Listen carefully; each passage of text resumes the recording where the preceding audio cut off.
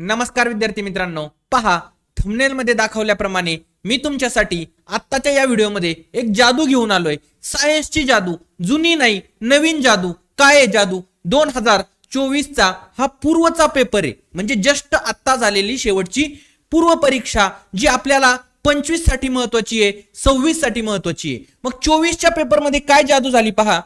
हा प्रश्न आहे की खालीलपैकी कुठला धातू मिश्र धातू आहे. हा 2024 चा प्रश्न आहे. तुम्हाला हा प्रश्न अवघड वाटेल, सोपा वाटेल, काही असू द्या, पण हा प्रश्न वाचण्यासाठी तुम्हाला कुठलं पुस्तक वाचायचं होतं का? नाही. तर काय करायचं होतं, फक्त याच्या अगोदरच्या 2 ते 3 वर्षाच्या आलेल्या प्रश्नांचं विश्लेषण पाहायचं होतं. मग या लेक्चर मध्ये आपण काय दाखवणार येतं की पीवायक्यूचं विश्लेषण किती महत्वाचं आहे हेच तुम्हाला लक्षात आलंय पाहिजे. कारण स्वतः मी आतापर्यंत सांगितलं, तुमच्या सिनियरने सांगितलं, वेगवेगळ्या अधिकाऱ्यांनी सांगितलं, तरीही तुम्हाला स्वतः जोपर्यंत हा सूर्य हा जयद्रथ समोर पाहत नाही तोपर्यंत तुमच्या त्या गोष्टी लक्षात येणार नाहीत. मग प्रश्न काय होता की ब्रॉन्झ हा धातू मिश्र धातू आहे, तो कशा कशाचं कॉम्बिनेशन आहे. आणि प्रश्न काय आहेत पहा, 2020 ला 22 ला 23 ला आलेले प्रश्न. ब्रास हा धातू कोणत्या घटकांनी बनलेला आहे? ड्युरेलियम मिश्र धातू, जर्मन सिल्वर, स्टेनलेस स्टील. म्हणजे जर तुम्हाला इथं ब्रासचं जर माहिती होतंय, याचं जर विश्लेषण तुम्ही उत्तर पाहताय, तर हा झाला डायरेक्टली प्रश्न.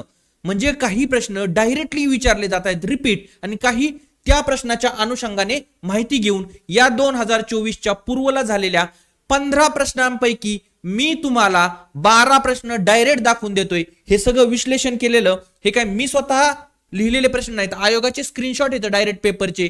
हे कुठल्या वर्षीचे येतं, काय येतं, हे सगळं तुम्हाला डिटेलमध्ये माहिती देणार आहे. मग तुम्ही एक गोष्ट लक्षात घ्या, ह्या 4 प्रश्नाच्या विश्लेषणातून तुम्हाला तो प्रश्न सुटतो ना, गरजच पडत नाही. आणि या विश्लेषणामध्ये मग तुम्हाला हे विश्लेषण करायचंय का?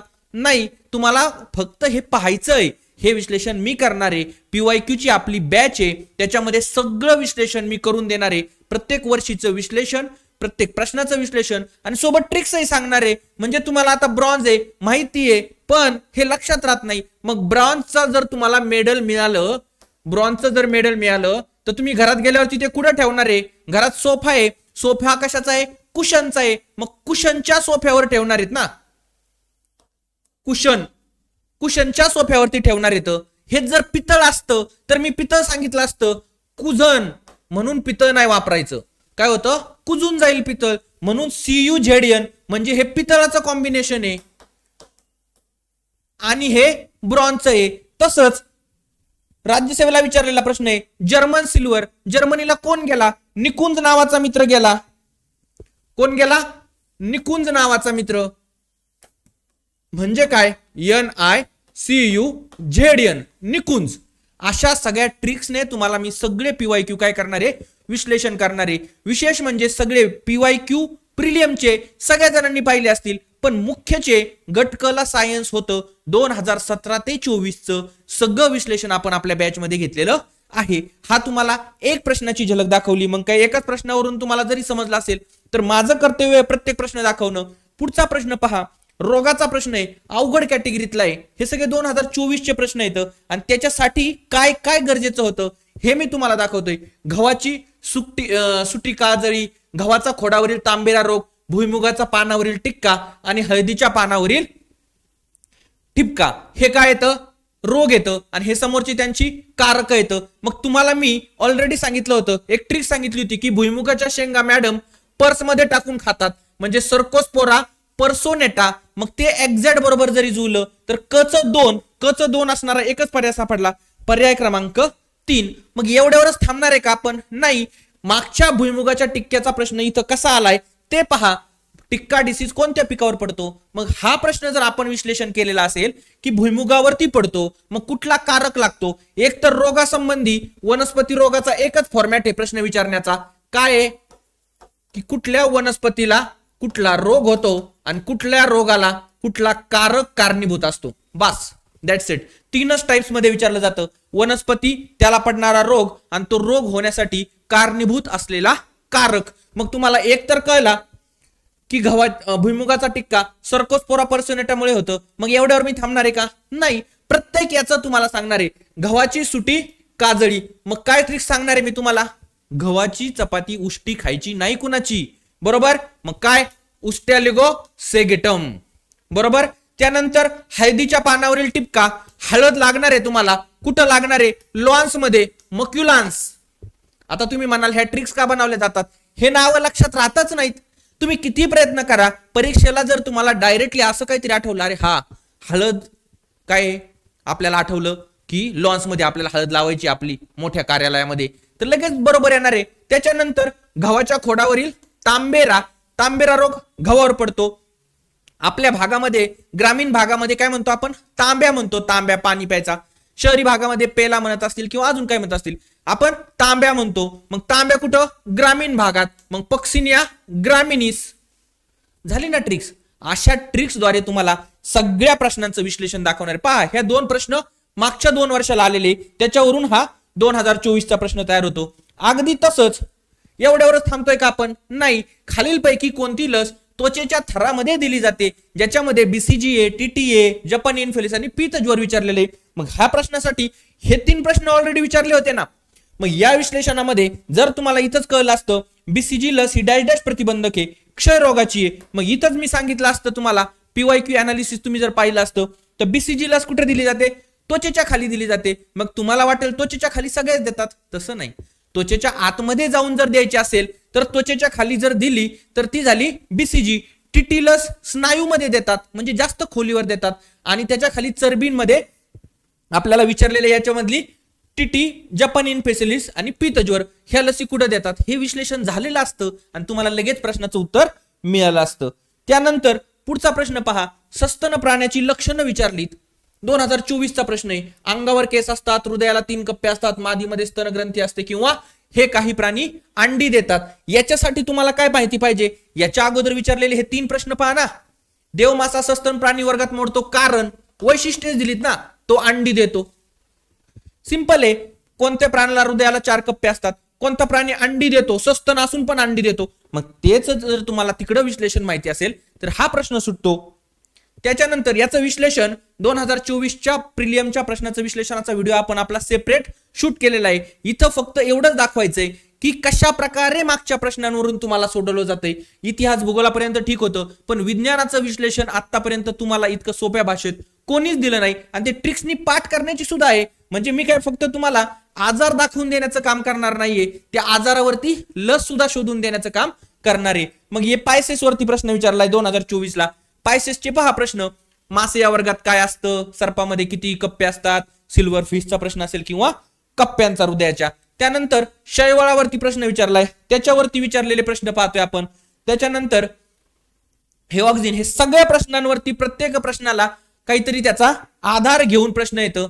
हे सगळे प्रश्नांचं विश्लेषण जर तुम्हाला पाहायचं असेल तर सगळ्यात महत्वाची आपली PYQ ची जी बॅच आहे ती आपण लॉन्च केलेली आहे, ज्याच्यामध्ये पहा प्रत्येक प्रश्न म्हणजे जवळपास 2024च्या परीक्षेमध्ये विचारलेले. हे पहा, आता हा सोलारचा प्रश्न विचारलेला आहे. याच्यासाठी तुम्हाला 8 ते 10 प्रश्न होते जे मागच्या 2 वर्षामध्ये विचारले होते. त्याच्यानंतर हा अवतरंग अनुतरंगाचा प्रश्न असेल किंवा ध्वनी तरंगाचा, हा जुना प्रश्न आहे, त्याच्या संदर्भाने हा प्रश्न आहे पहा प्रकाश संश्लेषण क्रियेमध्ये सोलारचा. त्याला हे एवढे प्रश्न अगोदर तुम्ही वाचायला पाहिजे होते. याचं विश्लेषण जर तुम्ही केलं असतं तर तो प्रश्न तुमचा सुटतो. मग अशा प्रकारे जर तुम्हाला मागच्या 2 ते 3 वर्षाचं PYQ अनालिसिस म्हणजे काय, प्रश्न, त्याचं विश्लेषण, 4 पर्याय, त्याचं विश्लेषण, त्याच्या आजूबाजूचा एरिया, हे जर तुम्ही कव्हर केलं असेल तर येणारा 25चा पेपर तुम्हाला तुमच्याच स्वतःच्या PYQ मधून डिझाईन झालाय असं वाटेल. 2024ला 12+ प्रश्न डायरेक्ट होते, डायरेक्ट, आणि 2 ते 3 प्रश्न इनडायरेक्ट होते. आता आपण काय प्रत्येकाच्याला ओढून ताडून आणणार नाहीये. हा जो प्रश्न होता हा पूर्ण नवीन प्रश्न होता. कुठला? हा प्रश्न पूर्ण नवीन होता की बायोमेडिकल क्षेत्रामध्ये जे आपण हॉस्पिटलला जातो वेगवेगळ्या रंगाचे डब्बे असतात, तर कुठल्या डब्यात कुठलं कचरा टाकला जातो, हा प्रश्न पूर्ण नवीन होता. उगच ओढून ताडून आणायचं आणि याला कुठेतरी जोडायचं असं आपण नाही. पण बाकीच्या प्रश्नाला संदर्भ होता म्हणजे होता असं मी तुम्हाला सांगितलंय. आता पहा, हायड्राच्या निमॅटोब्लास्ट मध्ये सापडणारं विष, हा तर तुम्हाला एकदम अननोन प्रश्न वाटेल, पण प्रश्न विचारला होता ना अगोदर पायथन मोलुरस, कुठल्या सापामध्ये कुठलं विष सापडतं, मग हायड्रा काय आहे, संघ सिलेंट्राटा मधला हायड्रा आहे, त्याच्या याच्यावरती पेशी असतात निमॅटोब्लास्ट नावाच्या, आणि त्या पेशीमध्ये हिप्नोटॉक्सिक हे विष असतं. त्याच्यासाठी तुम्हाला एवढी पण गरज नव्हती, विषाचं नाव विचारलं होतं आणि विष टॉक्सिन ह्या शब्दावरून सुद्धा तुम्हाला लॉजिक लावता येत होतं. असं इलिमिनेशन असेल किंवा इतर काय असेल, सगळ्या प्रकारचं विश्लेषण तुम्हाला पाहणं गरजेचं आहे. येणारी 2025 ची असेल किंवा पुढची कुठलीही पूर्व किंवा मुख्य जर तुम्हाला क्रॅक करायची असेल तर PYQ पाहिल्याशिवाय पेपरला जाऊ नका. कारण सराव जर तुमचा आयोगाच्या प्रश्नांसोबत तुम्ही खेळले असताल तर 100% स्पर्धेमध्ये तुम्हाला यश मिळेल. त्यामुळे ह्या प्रश्नांचं जर विश्लेषण पाहायचं असेल तर सगळ्यात महत्वाची गोष्ट की या प्रश्नांचं विश्लेषण पाहायचंय. मग आपल्याला आपण काय केलेलं आहे, सध्याला फक्त 99 रुपयाला मुख्यची बॅच लॉन्च केलेली आहे, ज्याच्यामध्ये फक्त आपण मुख्यचं अनालिसिस घेतलं होतं. परंतु विद्यार्थ्यांनी एवढा प्रचंड प्रतिसाद दिला आणि एवढा उत्साह निर्माण केला की आपण याच बॅच मध्ये संपूर्ण कंबाईनच्या प्रीचे काय करणारे व्हिडिओ अपलोड केलेले आहेत. म्हणजे तुम्हाला प्री प्लस मेन्स सध्याला आज आणि उद्या फक्त 99 रुपयाला मिळणार आहे. किती?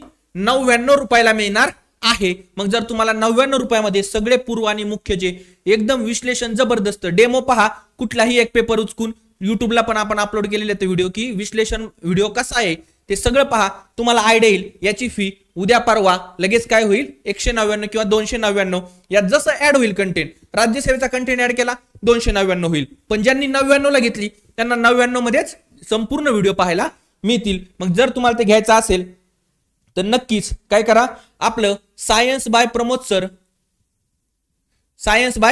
सर हे ऍप आहे ते डाउनलोड करा आणि त्याच्यावरती तुम्हाला सायन्स बाय प्रमोद सर हे ऍप डाउनलोड करा किंवा 9623171818 या नंबरला कॉन्टॅक्ट करा. व्हॉट्सअपला तुम्हाला लिंक पाठवू आणि त्यातून तुम्ही हे PYQचं आपल्या इतरही बॅचेस आहेत, गटक मुख्यची रिव्हिजन असेल, कंबाईनची पूर्वची फुल लेंथ बॅच असेल, राज्यसेवेची असेल, ह्या सगळ्यापेक्षा मी तर तुम्हाला सजेस्ट करील की काहीही करा पण सायन्सचा अभ्यास करताना PYQ सोबत ठेवा, त्याच्याशिवाय पुढे जाऊ नका. मग तुम्हाला हे अनालिसिस पाहून समजलं असेल की PYQ किती गरजेचं आहे, जे आपलं आजचं टायटल आहे. चला मग आजच्या लेक्चरमध्ये आपण येथेच थांबूया. पण PYQ करायचेत, हे काहीही असू द्या, मी काहीही बोलू द्या, मार्केट काहीही सांगू द्या, PYQ म्हणजे प्रिव्हियस इयर क्वेश्चन सायन्सचे कसे करायचेत हे तुम्हाला मी दाखवून दिले. प्रश्न, त्याचे विश्लेषण, 4 पर्याय, त्याचं विश्लेषण आणि त्याच्या आजूबाजूचा एरिया, एवढं जर कव्हर केलं तर तुम्हाला परीक्षेला गेल्यावरती 100% येणारे नवीन प्रश्न सुद्धा कुठंतरी तुम्ही सोडवलेत असाच फील येणार आहे. चला मागच्या लेक्चरमध्ये आपण इथेच थांबूया. जास्तीत जास्त मित्रांपर्यंत हे व्हिडिओ पोहोचवा आणि PYQचं महत्व त्यांना सांगा, तुम्ही पण घ्या. तुम्हाला 100% काय होईल, ही येणारी पूर्व आणि मुख्य निघेल. आणि तसंही तुम्हाला माहिती आहे सायन्सचं वेटेज एवढं वाढलंय की मुख्यला 40 मार्काला आहे, तुम्हाला सायन्स शिवाय पोस्ट मिळणं अशक्य झालं आहे. त्यामुळे ज्यांचा सायन्सचा प्रॉब्लेम आहे त्यांना आपल्या टेलिग्रामची वगैरे लिंक द्या, युट्यूबला सबस्क्राईब करा आणि आपले व्हिडिओ डेलीचे फ्री वगैरे मटेरियल पडतंय त्याचा सर्वांनी एकमेकांना शेअर करा. चला मागच्या लेक्चरमध्ये आपण येथेच थांबूया. धन्यवाद.